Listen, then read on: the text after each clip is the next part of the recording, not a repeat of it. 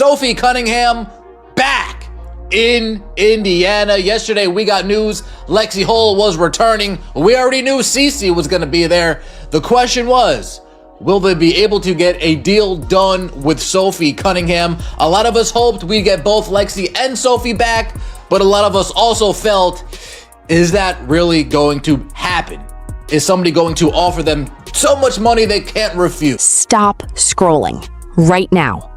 Because what just happened with the Indiana Fever in free agency, nobody's telling the full story. And I promise you, by the end of this video, your jaw is gonna hit the floor. Sophie Cunningham is back. Yeah, she's back. But here's the thing that's killing me. That's not even the biggest news coming out of Indiana right now. See, everybody was focused on Sophie's Instagram post. Everybody was spiraling. She's leaving, she's testing the market, the Fever are done. Twitter was a disaster zone for like 24 hours straight. Fans were writing Sophie's exit story in real time, like she was already on a flight out of Indianapolis. But here's what nobody told you. The deal was already done. Before free agency even opened. Before the panic. Before the Instagram post. Before all of it, the Fever and Sophie Cunningham had already agreed on terms. So why the delay? Why let the fans sweat for a full day? Because Indiana's front office was out here running a completely different negotiation at the exact same time. A second move, a second player. Someone who, if they land him, completely changes the identity of this Fever roster heading into 2026. And the name? Oh, we're getting there, trust me. But first, you need to understand how smart Amber Cox and this front office actually played this whole situation. Because this wasn't disorganized. This wasn't reactive. This was chess while everybody else was playing checkers. The Fever knew exactly what they were doing every single step of the way. And it's about to make a lot more sense. Stay locked in. All right, let's get into it. So picture this. It's April 11th, day one of WNBA free agency. Fever fans are glued to their phones like it's Christmas morning. And the announcements are rolling in fast. Kelsey Mitchell, locked in on her Supermax. Let's go. Lexi Hull, coming back. Okay. Monique Billings, signed. Tyasha Harris, signed. The feed is moving. The energy is building. Fever Nation is feeling good.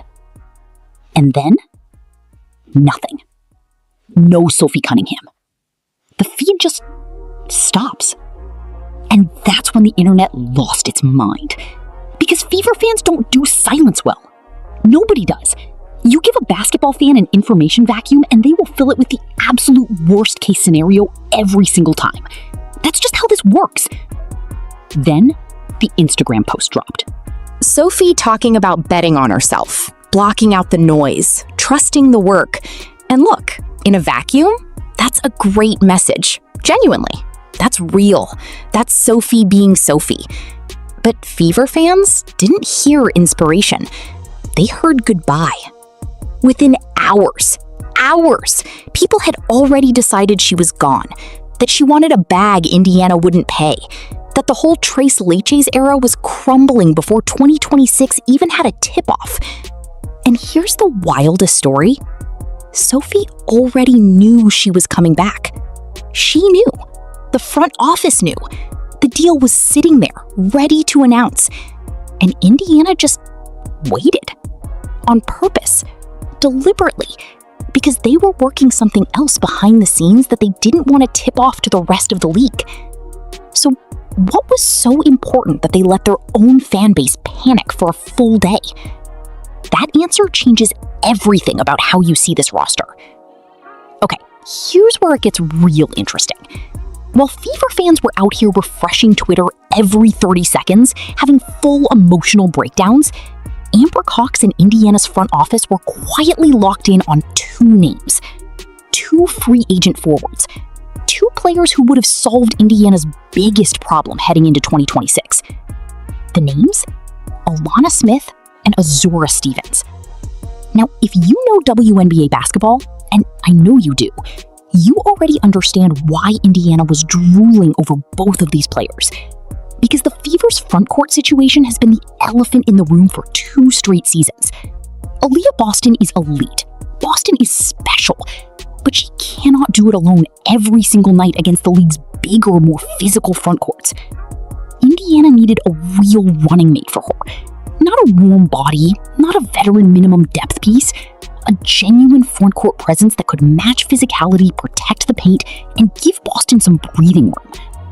Alana Smith, 3-time defensive monster, physical, tough, exactly the kind of forward that makes opposing offenses completely rethink their game plan. Azura Stevens, versatile, mobile, can guard multiple positions and bring size Indiana desperately needs. These weren't window shopping names. Indiana was genuinely in on both of them. Real negotiations, real offers, real intent.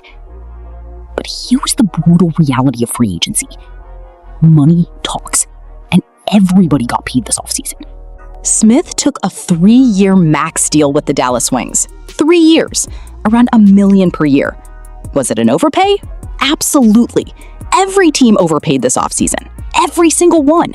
But Dallas paid it, and Smith walked. Stevens went to Chicago. Gone. Just like that, both doors slammed shut almost simultaneously. And the moment they did, Sophie Cunningham's announcement dropped the very next morning. That timing? That's not a coincidence. That's a front office that knew exactly what it was doing the whole time. But now Indiana's got a different problem on their hands, and the clock is ticking. All right, so both targets are gone. Smith's in Dallas, Stevens is in Chicago. Indiana missed on both of them. And now you've got a fan base that just finished panicking about Sophie Cunningham and is about to start panicking about the front court situation all over again. But before we get there, let's talk about what the Cunningham signing actually means for this team. Because I feel like people are sleeping on this hard.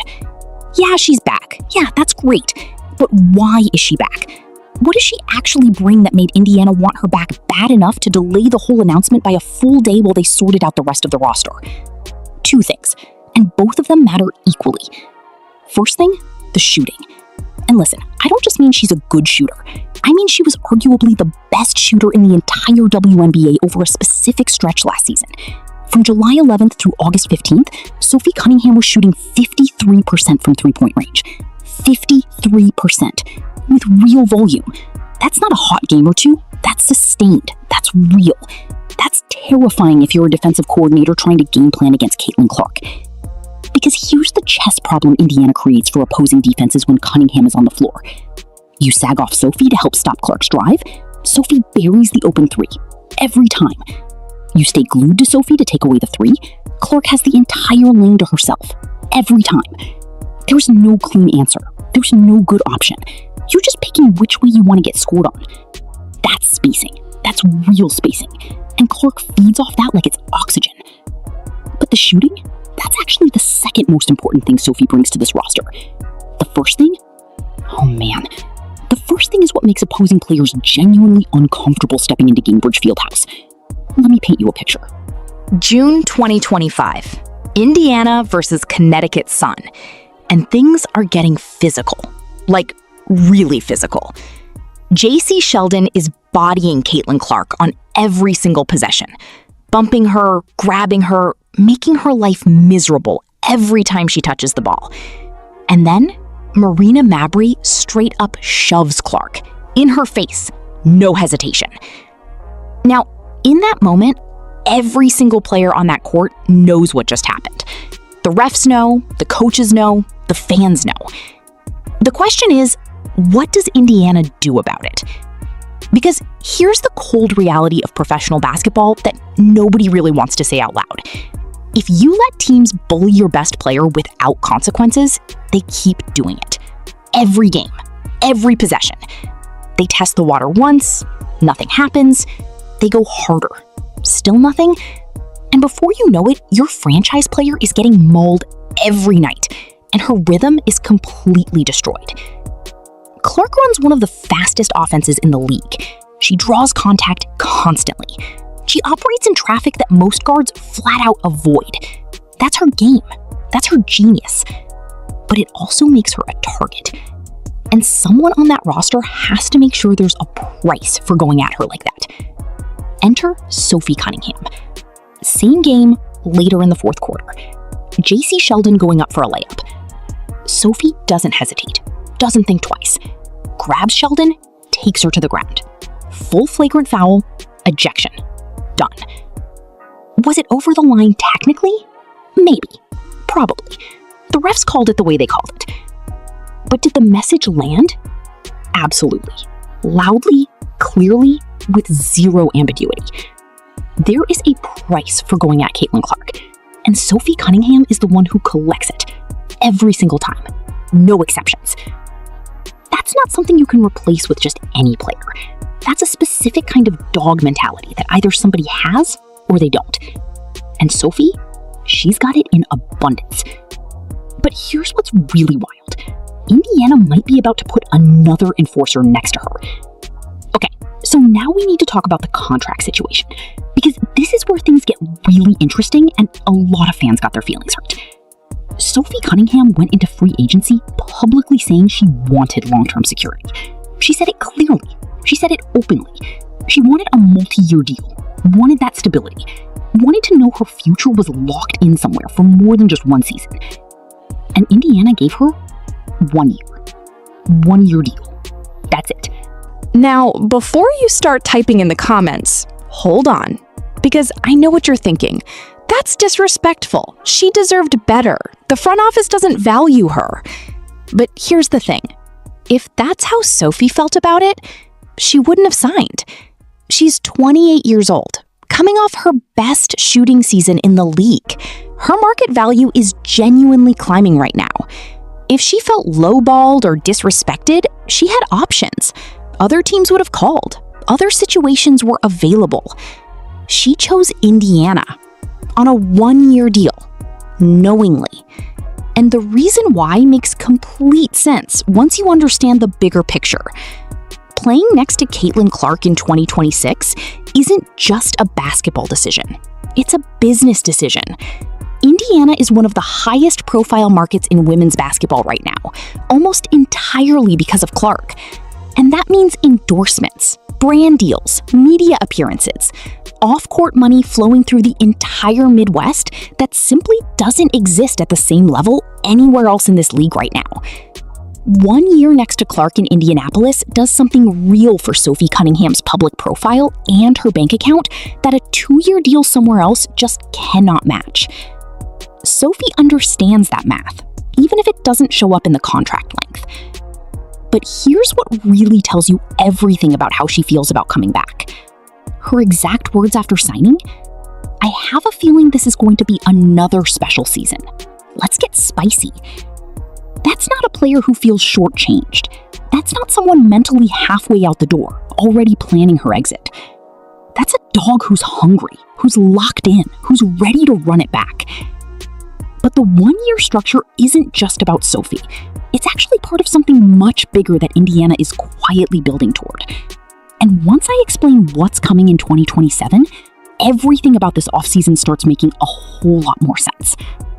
All right, buckle up, because this is the story where the Indiana Fever front office goes from looking like they're just winging it to looking like certified geniuses. Let's talk about the cap situation. And I know, cap talk sounds boring, but stay with me for 2 minutes, because what Amber Cox is building here is actually kind of brilliant. Look at the pattern of these signings. Sophie Cunningham, 1 year. Kelsey Mitchell's Supermax extension, 1 year. Tayasha Harris, 1 year. You see what's happening here? Indiana is deliberately keeping their major contracts short. On purpose, strategically. Not because they don't value these players, not because they're cheap, but because of what's coming in 2027. Here's the situation. Caitlin Clark is eligible for a massive salary bump under the new CBA's EPIC provision. Aaliyah Boston is eligible for it this year. Kelsey Mitchell is going to be in line for max level money too. These 3 players together, Clark, Boston, Mitchell, are going to command contracts that completely reshape Indiana's entire cap picture. And if the Fever had locked Sophie and others into multi-year deals right now, they'd be walking into those 2027 negotiations with basically no flexibility. Handcuffed, stuck. trying to build a championship roster with one hand tied behind their back. Short-term deals preserve options. And right now, options are literally the most valuable currency in Indiana's front office. The one exception, Lexi Hull's multi-year extension. But that actually proves the rule perfectly. Hull is young enough and on a salary structure that won't create a cap problem when Clark and Boston hit max territory. She's part of that young core. Her deal makes complete sense. Everyone else outside that core, short terms. Keep the math clean, keep the flexibility alive. Analyst Alexa spotted this almost immediately after the signings dropped and called it out publicly. This isn't an accident. This is intentional, long-term roster construction. But here's what makes all of this even more fascinating. Indiana still has cap space sitting right now. Real money. Enough to make a genuine move on one more player. And the name circulating hardest in Fever circles right now? Oh, this one is going to get the comment section fired up. Maisha Hines Allen. Write that name down. Remember it. Because if this signing happens, and the signs are pointing hard in that direction, the Indiana Fever just became a completely different team than the one that ran deep in 2025. Now, here's what tipped everybody off. Hines Allen posted on her Instagram and scratched out the Dallas Wings logo. Just crossed it right out. And the colors she used in that post? Indiana Fever colors. Red and gold all over it. Was it subtle? Not even a little bit. Was it intentional? Oh, absolutely. She's putting it out there.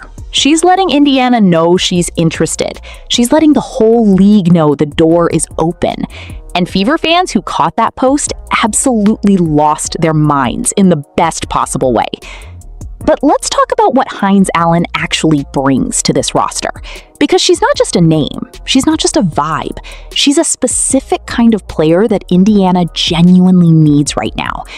See, Alana Smith was the dream scenario. The stretch four who could shoot it from outside and bring elite defense. That combination would have been perfect next to Boston. But Smith went to Dallas, and that door closed hard. Hines Allen plays a completely different game. And honestly, for what Indiana is trying to build, it might actually fit even better. She is physical. Capital P, physical. She fights for position before the ball even arrives. She finishes through contact instead of going around it. She pulls down rebounds in traffic that other forwards just stand there and watch bounce away. She doesn't need plays run for her to be useful. She doesn't need touches. She doesn't need a featured role. She just shows up, does the dirty work, makes life miserable for whoever's guarding her, and makes Aaliyah Boston's job significantly easier, because now defenders have to account for two problems in that front court instead of one. She's not a black hole. She's not selfish. She fits. But here's the part that should have every single Fever fan absolutely hyped right now. If Hines Allen signs with Indiana, the Fever put two enforcers on the floor at the same time. Cunningham protecting Clark in the backcourt, Hines Allen protecting Boston in the front court. You think teams want to come into Gamebridge and get physical with Indiana now? Think again. Let's talk about why this second enforcer piece matters so much, because some people are still sleeping on this. Look around the Eastern Conference right now. Look at what Indiana is actually going to have to beat to win a championship in 2026. The New York Liberty, still stacking talent, still built like a freight train physically. They've got size, they've got length, they've got players who are specifically constructed to bully smaller rosters into submission in a 7-game series. The Dallas Wings just added Alana Smith, the 2025 Co-Defensive Player of the Year. Think about that for a second. Dallas just built themselves into a massive physical front court, specifically designed to dominate in the paint and make life uncomfortable for finesse-oriented offenses. Both of these teams are bigger than Indiana. Both of them are more physical up front than the Fever were last season. And that's not a gap you can outsmart every single night with guard play alone. You just can't. Eventually, the physicality catches up with you. Eventually, the size advantage wears you down over a long playoff series. Indiana felt that last year. They know it. The front office knows it, the coaching staff knows it, the players know it. So what's the answer? You match that energy. You build your own enforcer identity. You make teams think twice before they decide to get physical with your stars. Cunningham already established that in the backcourt. The whole league knows what happens when you go at Clark too hard. Sophie made that crystal clear in real time last season. But the front court? That's been the open question. That's been the vulnerability. Boston is elite, but she needs a running mate who can match the physicality of what New York and Dallas are bringing to the table. Hines Allen fills that gap in a way that almost nobody else available right now can. And here's what really gets me excited about this combination. When you put Cunningham and Hines Allen on this roster together, opposing coaches don't just have a matchup problem, they have a mentality problem. Because now every single team coming into Indiana has to prepare for the possibility that their physical game plan gets turned right back around on them. You want to body Caitlin Clark? Sophie's right there. You want to push Aaliyah Boston around in the paint? Hines Allen's not having it. That's a different team psychologically. That's a roster that has an answer for the bully ball era that's taking over this league. And the money works. Indiana has somewhere between $1 million and $1.5 million in remaining cap space. That's enough to get this deal done without blowing up everything else they've built this offseason. The pieces are there, the need is real, the interest is mutual. So the only question left is, does Amber Cox pull the trigger? And what does this entire roster look like if she does? All right, final, let's bring it all home. Because when you zoom out and look at everything Indiana did this offseason as one complete picture, It's actually kind of beautiful from a roster construction standpoint. Start in the backcourt. Clark, Mitchell, Hull, Cunningham, Tayasha Harris. That is 5 guards who can all shoot it. 5 guards who won't back down when things get physical. 5 guards who can defend, space the floor, and make life miserable for opposing defenses on any given night. Most teams in this league can't go 3 deep at guard without a significant drop-off in quality. Indiana can go 5 deep without blinking. That's ridiculous. That's genuinely unfair to the rest of the league. Mitchell locked in on her supermax. Hull confirmed on a multi-year deal via that iconic TikTok video with Clark, which was extremely on brand for both of them, by the way. Harris back for depth and energy, and Sophie Cunningham returning with that let's get spicy energy that the entire fan base needed to hear. The guard rotation is not a question mark, not even close. Now the front court. Boston anchoring everything at the 5. Monique Billings bringing toughness and versatility off the bench. De'Ara Dantis back on a veteran minimum for experience and depth. And potentially, Maisha Hines Allen walking through that door and completing the puzzle. If that signing happens, Indiana doesn't just have a good roster, they have a complete roster. A roster with an answer for every single problem the league's best teams are going to throw at them. Shooting? Check. Pace and playmaking? Clark and Mitchell handle that in their sleep. Perimeter defense? Hull and Cunningham all day. Paint presence and toughness? Boston and Hines Allen. Enforcer energy? Cunningham and Hines Allen simultaneously. That's championship construction. That's a front office that looked at last year's deep playoff run and said, we can go further. We can go all the way. And the cap strategy? Keeping everything short-term outside the young core? That's not short-sighted. That's protecting the 2027 Supermax era when Clark and Boston both hit epic contract territory, and Indiana has to completely rebuild their financial structure around 2 of the best players in the entire league. Amber Cox is playing a long game while winning the short game simultaneously. That's genuinely hard to do. Most front offices can't manage both. Indiana is managing both right now. Sophie Cunningham said it perfectly. I have a feeling this is going to be another special season. Let's get spicy. And honestly, looking at everything this roster is becoming, I believe her. The guard rotation is locked and loaded. The enforcer identity is being built in real time.